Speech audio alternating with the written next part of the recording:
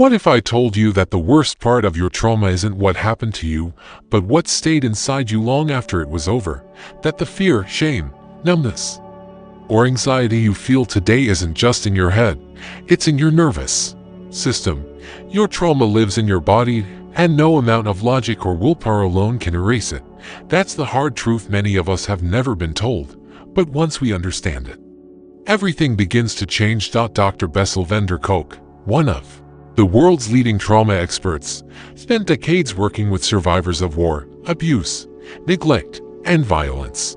In his book The Body Keeps the Score, he reveals a powerful truth. Trauma changes not just how we feel, but how we think, how we connect with others, how our bodies function, and even how our brains are wired when something traumatic happens. Whether it's one big event or years of smaller, invisible pain, our nervous system gets thrown out of balance, and for many people, that imbalance can last for years, even a lifetime. It all starts in the brain. When you're in danger, your body reacts in an instant. The amygdala, the brain's alarm system, fires off. Your heart races. Your muscles tense. Stress hormones flood your body. You enter fight, flight, or freeze. This reaction is natural. It's what kept our ancestors alive. But for trauma survivors, the alarm system doesn't shut off even when the danger is gone. That's the problem. Their brain becomes trapped in a loop of hypervigilance. Everything feels like a potential threat. Meanwhile, the prefrontal cortex, the part of your brain that thinks rationally and makes decisions, goes offline during trauma. That means when you're triggered, you can't just calm down or think your way through it. Logic doesn't work when your brain thinks you're in danger. And then there's the hippocampus, the brain's memory center. Trauma can shrink it or scramble the way it stores information. That's why many survivors don't remember everything clearly or feel like the trauma is still happening even decades later. This isn't just about PTSD. Trauma doesn't only affect veterans or people who've survived extreme violence. It includes survivors of emotional neglect, childhood abuse, toxic relationships, racism, poverty, or growing up in a home where love felt unpredictable. Trauma is anything that overwhelms your ability to cope and leaves a mark on your nervous system. And when that happens, your body gets stuck in survival mode. Even years later, a sound, a smell, a facial expression, or even a random thought can trigger that old fear. The body reacts as if the danger is happening again even when you know you're safe. That's why people feel crazy or broken. But they're not. Their brain is doing exactly what it was trained to do: protect them. It just never got the signal that it's safe now. This is what Dr. van der Kolk means when he says the body keeps the score, because even if you don't remember, your body does. For many people, trauma shows up in other ways, not just in panic or flashbacks. It can appear as chronic pain, digestive issues, autoimmune disease, or constant fatigue. It can look like addiction, depression, anxiety, or self-sabotage. You might feel disconnected from your body, numb, shut down, or floating outside yourself. You might struggle with intimacy, trust, or feeling safe in relationships. All of this has a biological basis. Trauma wires the brain and body to survive, not thrive. And the worst part, most of this happens silently. People live like this for years, not knowing why they feel so off. They blame themselves, or they're told to get over it. But this is not a matter of willpower. It's biology, and it can be changed, but only when we start healing from the inside out. So what can we do? How can someone begin to feel safe again, not just in the world, but in their own skin? That's the journey we'll take next. Because if trauma rewires the body, then healing must also begin in the body. But first, we need to understand what it means when your body remembers what your mind cannot. Your body remembers what your mind forgets. It sounds poetic, almost mystical, but it's a scientific fact. Trauma lives in your body in ways most people never notice, until something triggers it. A loud sound, a sudden touch, a particular scent, and suddenly your heart is racing. Your breath is shallow, your muscles tense up, maybe you even freeze, unable to speak or move. That's not overreaction. That's memory. That's your body keeping the score. Long after trauma ends, your nervous system keeps reliving it. You see, traumatic experiences aren't stored like normal memories. They don't follow the clean timeline we expect. Instead, trauma gets stored in fragments of body sensations, motions, images. That's why people often say, "I don't remember everything, but I remember how it felt," or "I can't explain it, but something about that person made my skin crawl." These aren't random feelings. They're echoes of the past trapped in the nervous system, waiting to be released. Dr. Kolk saw this over and over in his work. A soldier who froze in therapy when he heard helicopters overhead, a woman who had a panic attack in a grocery store because a man's cologne reminded her of her abuser, a child who wet the bed every night, years after leaving a violent home. These are not signs of weakness or attention-seeking. They're the nervous system's way of saying, something bad happened. I'm not safe. I need to protect you. And the longer these patterns go unhealed, the more damage they cause. The body doesn't know time. It reacts to triggers as if the trauma is happening right now. That means stress hormones like cortisol and adrenaline get stuck on high alert. Muscles stay tense, digestion slows, sleep becomes shallow, and over time, this wears down the body. Many trauma survivors develop chronic illnesses, IBS, fibromyalgia, migraines, autoimmune disorders. Others live with constant exhaustion or numbness. They don't feel fully alive. They're surviving, but not living. Even emotions get trapped in the body. Anger, fear, shame, if you weren't allowed to express them safely at the time of the trauma. They don't just disappear. They live in your chest, your stomach, your jaw, your throat. You might feel like you're choking when you try to speak up, or clench your fists when someone yells, or collapse emotionally when someone withdraws love from you. That's not weakness. That's your body remembering how it survived. This is also why trauma often causes people to disconnect from their bodies. Dissociation, the feeling of floating outside yourself, going numb, or losing chunks of memory, is the brain's emergency escape hatch. It's what children do when they're overwhelmed. If you can't run, and you can't fight, the brain helps you disappear. But when dissociation becomes a daily habit, it can make life feel foggy and real, or even robotic. You might feel like you're watching life happen to you, not living it. You may struggle to feel emotions or physical sensations. You may not even feel hunger or fatigue properly. That's what trauma does. It severs the connection between body and mind. And to heal, that connection must be rebuilt gently, slowly, and safely. But how? How do you learn to feel safe in a body that has only known danger? The answer isn't simple, and it's different for everyone, but it begins with listening to your body again. Dr. Kolk emphasizes that real healing isn't just talking about what happened, it's feeling what you couldn't feel back then, in a safe and supported way. It's reconnecting with your body as your home, not your enemy. For many trauma survivors, even the idea of sitting still or focusing on their breath feels unbearable. That's okay. You don't have to meditate for hours or journal your childhood memories. You can start small, learning to recognize when your body is tense, noticing your heartbeat, feeling your feet on the ground, gently bringing your awareness to the present moment, without judgment. These are the first steps in reclaiming your body. Dr.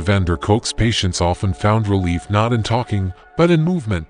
Yoga, for example, became a powerful tool, not because it's trendy, but because it helps people feel safe in their bodies again. Trauma survivors often live in their heads, hypervigilant, disconnected, analyzing everything. Yoga brings them back down into their breath, into their spine, into their hips and hands. It helps them notice tension and release it. It teaches them to feel without being overwhelmed. Another powerful approach is somatic experiencing, the therapy that focuses on how trauma lives in the body. It doesn't ask you to relive memories or describe events in detail. Instead, it helps you track bodily sensations, discharge stored survival energy, and slowly rebuild a sense of safety and control. This is especially helpful for people who don't have clear memories of their trauma but know they're carrying something heavy. And then there's neurofeedback, a technique that uses brainwave monitoring to help the brain regulate itself. Some trauma survivors find that their brains are constantly stuck in patterns of hyperarousal or shutdown. Neurofeedback helps the brain learn to find balance again.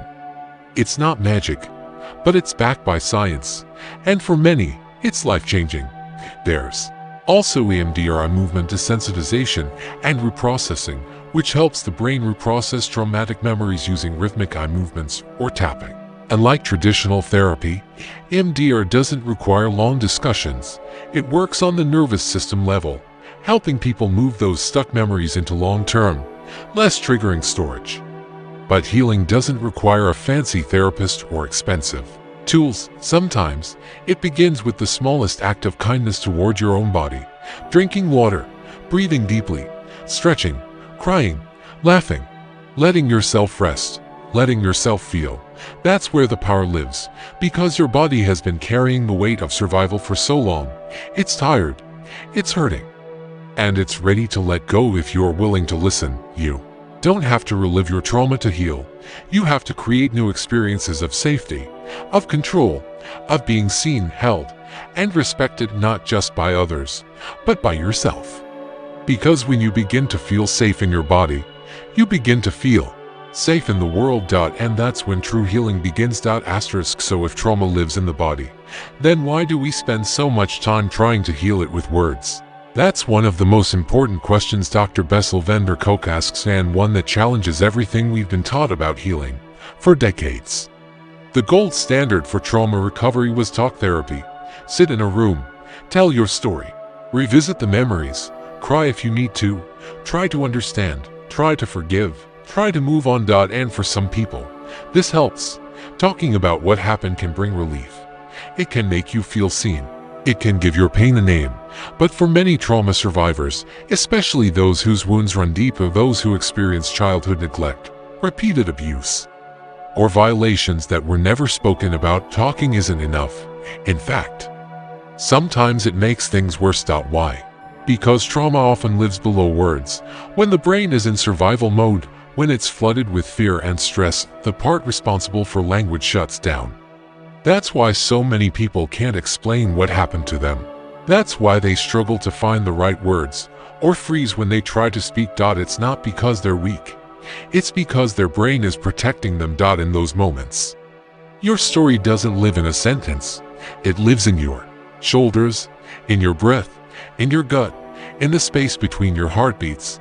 You can't always talk your way through trauma, but you can feel your way through it if you have the right support. Dr. van der Kolk shares example after example of patients who tried to talk their way to healing and ended up stuck, reliving the pain, getting re-traumatized, feeling like failures because therapy didn't work.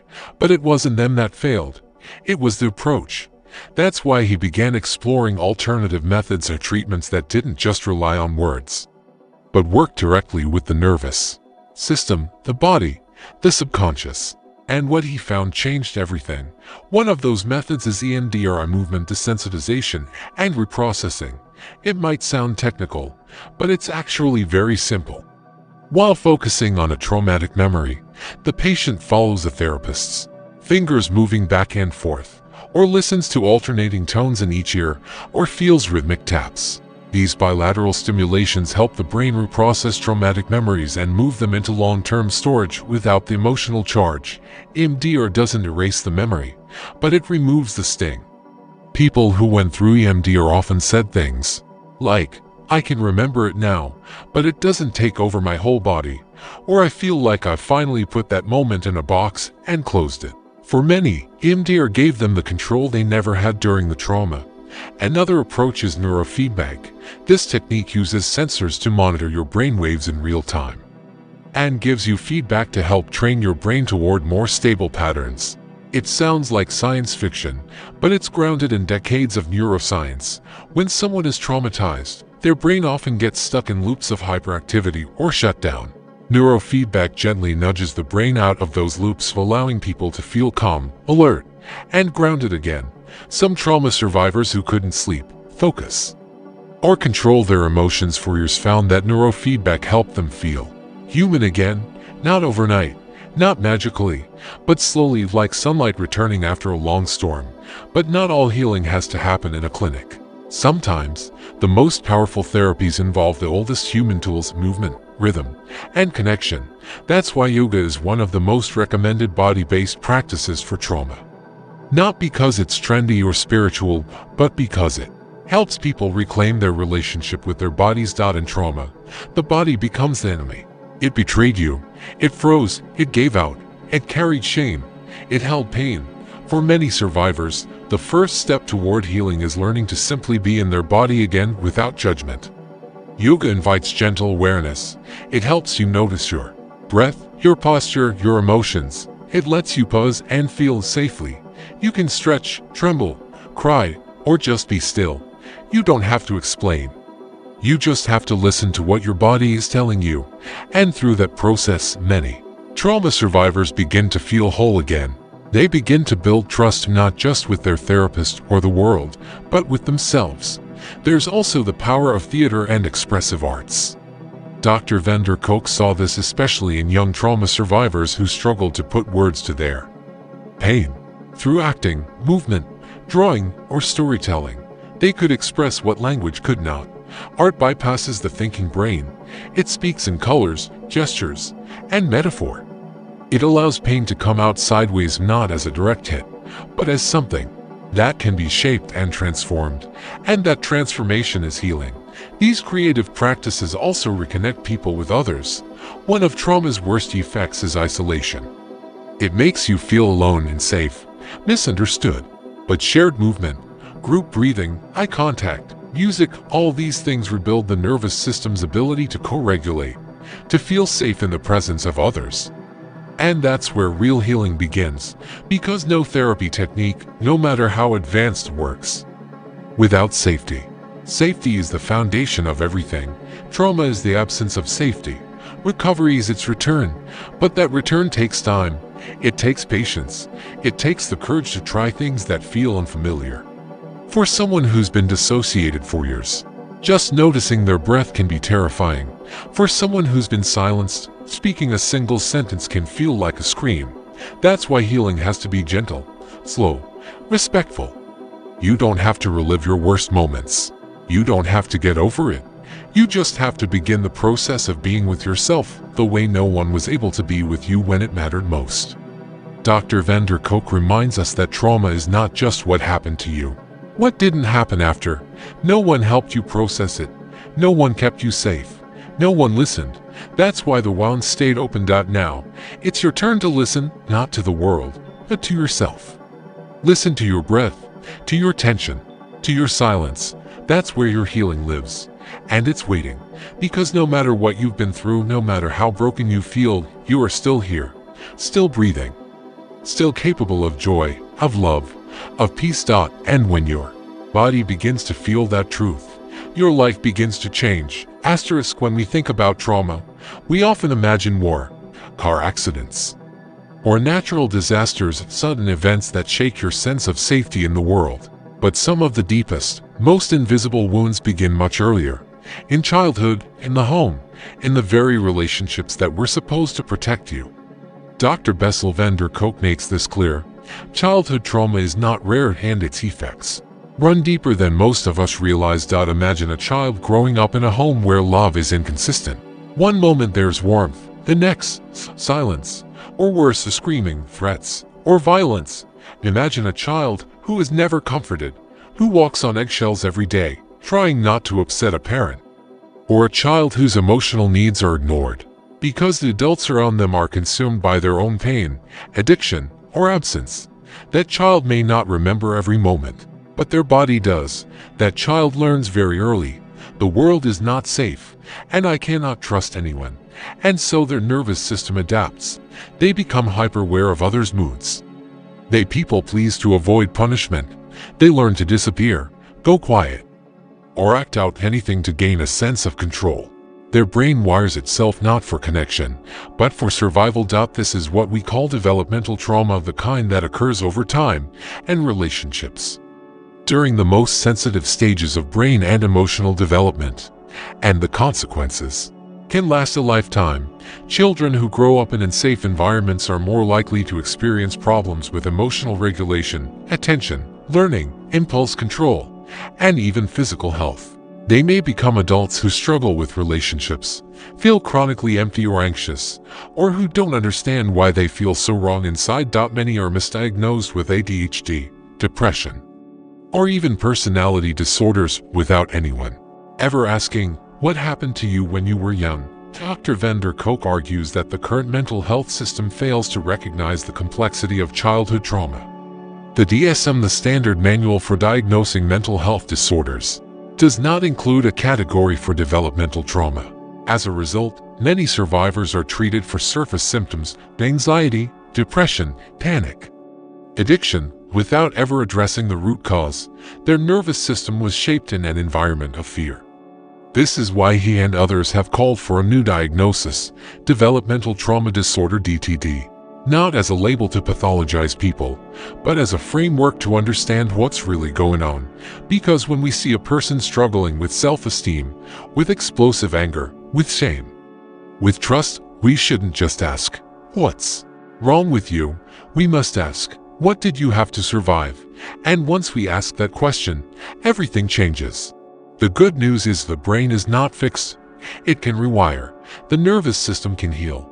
But it starts with recognition, with compassion, with understanding that the behaviors we judge in others or in ourselves often began as brilliant survival strategies. That little girl who learned to stay silent and never ask for help, she was protecting herself. That little boy who acted tough, picked fights, or seemed emotionless, he was armoring his heart. Those children grew into adults who carry the same patterns, not because they are weak, but because their systems were never given a chance to develop safely. And here's something else that's hard to talk about. When children are traumatized by the very people who were supposed to love them, they often blame themselves. They think, "I must be unlovable. I must have deserved it. If I had just been better, quieter, more helpful, maybe they would have stayed. Maybe they would have loved me." This internalized shame, this deep sense that something is wrong with them, becomes the core of their identity. And it's devastating. That's why so many survivors of childhood trauma find themselves in relationships that mirror their early wounds. They attract partners who are emotionally unavailable, controlling, or unsafe, not because they want more pain, but because it feels familiar. It feels like home, even if home was dangerous. Healing childhood trauma means breaking that pattern. It means learning, maybe for the first time, what healthy love feels like. It means learning that you are not broken, you were wounded. And wounds can heal. But this kind of healing takes more than insight. It takes rebuilding your sense of self from the ground up. And that begins by reconnecting with your body. Children who grew up in chaos often learn to dissociate from their feelings. Emotions were dangerous. Expressing them got them punished, ignored, or rejected. So they learned to shut down, to smile when they were hurting, to say "I'm fine" when they were dying inside. As adults, they struggle to know what they really feel. They might overthink every decision. They might panic when someone gets close, or feel numb when they're alone. This is the legacy of trauma, but it's not the end of the story. Healing means reconnecting with what was once shut down. It means allowing yourself to feel again sadness, anger, joy, pleasure, grief, and realizing that you can survive those feelings now. You're not a helpless child anymore. You are an adult with choices, with tools, with power. Dr. Kolk's work shows us that even the most wounded people who were abused, abandoned, and forgotten, can recover, can thrive, can feel safe in their own skin, but they must be given the right support. This support can come in many forms: therapy, safe relationships, body-based practices, community. But most importantly, it must be compassionate. It must be rooted in patience, because healing doesn't follow a straight line. Some days will feel like progress, others will feel like collapse. But if you're on the path, if you're showing up, listening to your body, and slowly rebuilding trust with yourself, then you're already healing. There is no rush, no competition, because healing is not about fixing who you are. It's about returning to who you were before the world taught you to fear yourself. And that return is your birthright. Healing is possible. That's the message that echoes again and again throughout the body, keeps the score.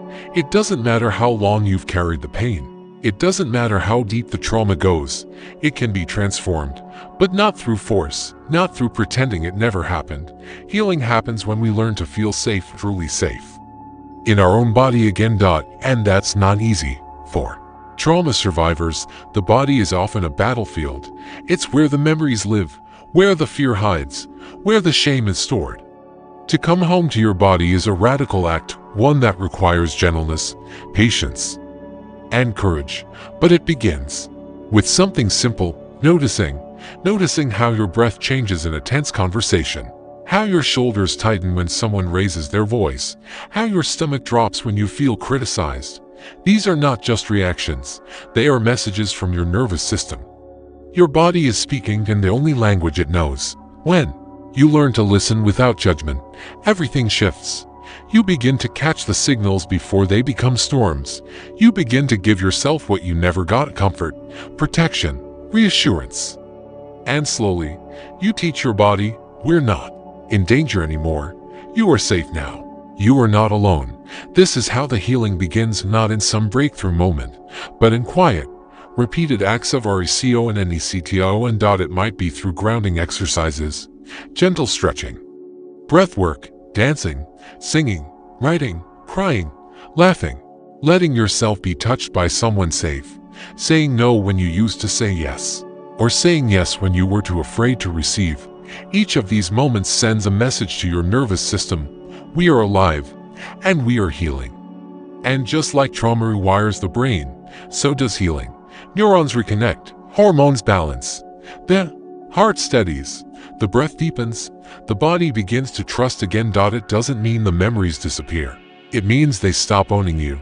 They become stories you can hold instead of stories that hold you hostage. And perhaps the most beautiful part is this: healing doesn't mean becoming someone new.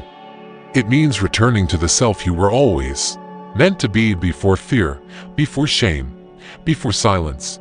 You are not your trauma. You are not your triggers. You are not your pain.